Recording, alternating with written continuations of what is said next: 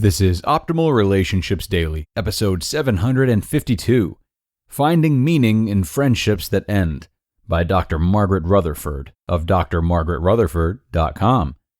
Hello, everybody. I am Greg Audino, and happy Tuesday. In case you are new here, what I do here for you on ORD is narrate from a variety of relationship blogs with permission from the authors to help you optimize the relationships in your life. And today, I am very excited about featuring Dr. Margaret Rutherford for the first time. She is our newest author.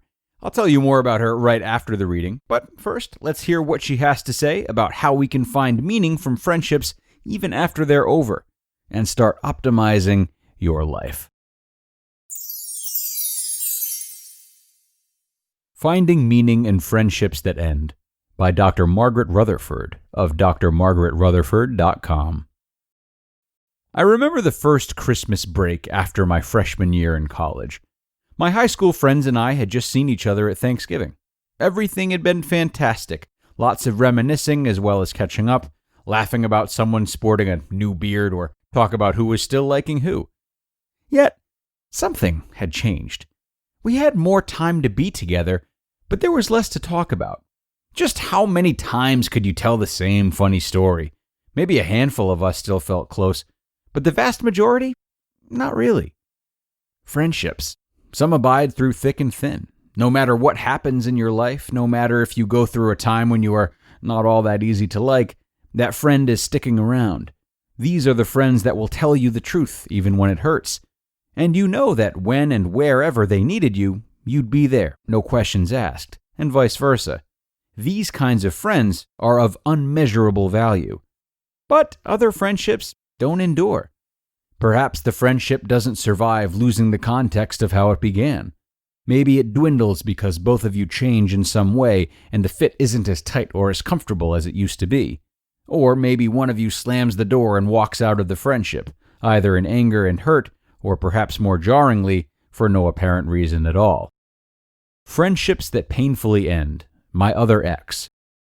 A few years ago, I read a wonderful anthology about female friendships, My Other Ex, Women's True Stories of Leaving and Losing Friends, compiled by Jessica Smock and Stephanie Springer. It features essays by both women who found themselves abandoned by a once treasured friend, as well as the women who ended the friendships. I was more than eager to read it, because it had happened to me. I had had a very good friend end our 35-year-old friendship. We'd laughed over the years that we'd be together in our rockers, me at 90 and her 91, always an important detail, cussing like sailors because we couldn't hear each other. I have many wonderful memories of the years of friendship that I thought would last a lifetime.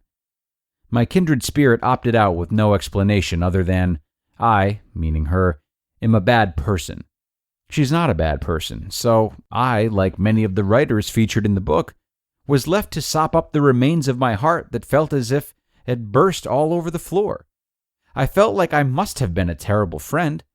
I traced over and over our past, trying to find the first sign that she had been backing off. And over the next year or so, and after a couple of embarrassingly out-of-control, angry and pleading phone calls, I emotionally divorced her as well, and stopped shaming myself for something that I couldn't even define. The whole thing remains a mystery to me, but so be it. I spent some time wondering what other relationships might disappear on me, but that didn't last long. And I chose to deepen other friendships that I had made much later in my life, relationships that now more than qualify for visions of their own rocking chairs.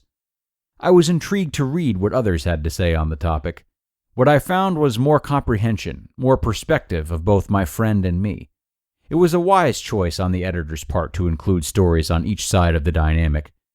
As you travel from one story to the next, you hear the pain of being either person. You can feel the self-doubt and confusion of the one left behind, as well as the guilt of the one choosing to go. And you can begin to piece together what might have always existed in the friendship that had always had the potential to lead to its demise. Or you can see where the love that was so bright at one time had simply weakened in its intensity until it disappeared. And so the end. Both of you need to move on. Fear or anger or sadness or distrust or hurt can keep you stuck. The meaning of friendships that end. The emotional dilemma seems to be discovering the meaning in a relationship, even after it ends, and not viewing it as a waste of time or a mistake now that it's over. As with a divorce, intimate friendships that end remain an important part of the fabric of your life. You learned, you grew, you laughed, and you cried. The challenge is to not allow the anger or shame or guilt you may feel in the wake of the parting of ways to demean what the relationship meant in your life. And, as in divorce, you can likely find those who would be willing to vilify your now ex-friend, and it's important for that not to happen. You can certainly be open to hearing what other trusted friends' views are. Maybe they saw something you didn't see. But she, or he, was your friend a long time. It was intriguing to learn that many of the friendships described in the book were reconciled after the story was told. Perhaps that's a statement about the idea that time can heal, or that misperception and misunderstanding can be resolved with responsible effort and sincerity. Other friendships that have been lost won't have that chance. They have to be grieved. Their time is past. Whether you or the other did the letting go, you can go on. You just listened to the post titled, Finding Meaning in Friendships That End by Dr. Margaret Rutherford of drmargaretrutherford.com. Thank you so much to Dr. Rutherford for this wonderful post. She has been a psychologist in private practice for over 25 years and also recently published her book, Perfectly Hidden Depression: How to Break Free from the Perfectionism That Masks Your Depression. She's got a lot more great content on her website too. That's drmargaretrutherford.com. So definitely head there and show her some support. I will certainly be doing so. I really enjoyed her content today, and I hope that, if nothing else, it reaffirmed for all of you the immense value there is not only in sharing your story, but being willing to listen to the stories of others without casting judgment or jumping to defend our egos, right? Though it is not easy to be vulnerable in this way all the time, providing others with the kindness and understanding that encourages them to do so only helps the process along. We are done for today, friends. I really hope you enjoyed our new author as much as I did, and I hope you will return to tomorrow's episode where I will be talking about marriage and where your optimal life awaits.